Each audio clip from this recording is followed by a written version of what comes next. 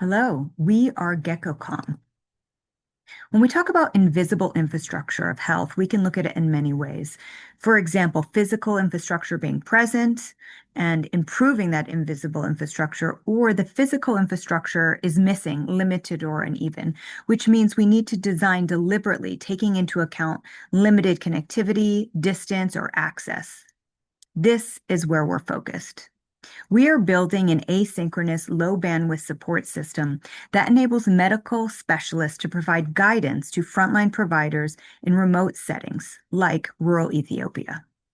90% of the world's specialist physicians live in urban areas, while 50% of the population live in rural areas. This is a problem of distance and cost. In fact, in rural Ethiopia, access to specialists is extremely limited.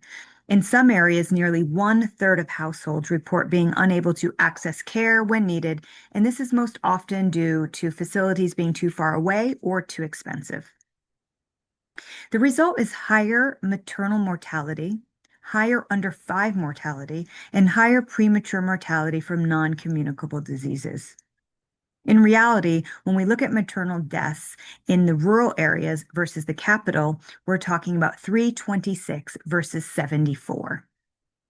Today, rural health workers, when they talk to medical specialists, they use a messaging app, Telegram, which is asynchronous and low bandwidth, which is great. We continue being asynchronous and low bandwidth. However, we have structured data inputs, which means when you select a use case, you can walk through that as you would in a clinical setting and input that data.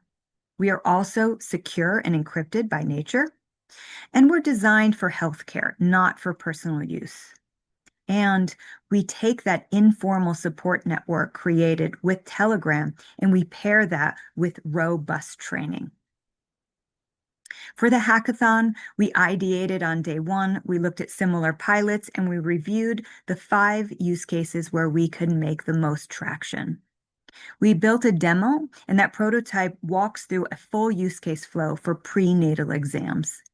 And we also built our MVP, and this is functioning offline first system with that prenatal flow, and it includes robust retry mechanism. When we walk through the system, you can enter as a health worker, select the type of health worker you are, and then walk through creating a new case.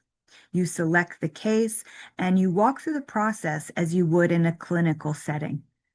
However, now when you submit that case, you will see all of your cases on your dashboard and allow you to see when data is updated from our specialists.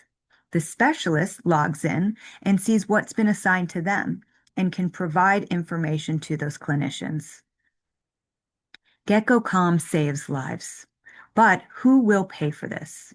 When we look at the business model, we look at Ministry of Health, external donors and global health funders, NGOs and implementing partners, and academic global health programs that are project-based.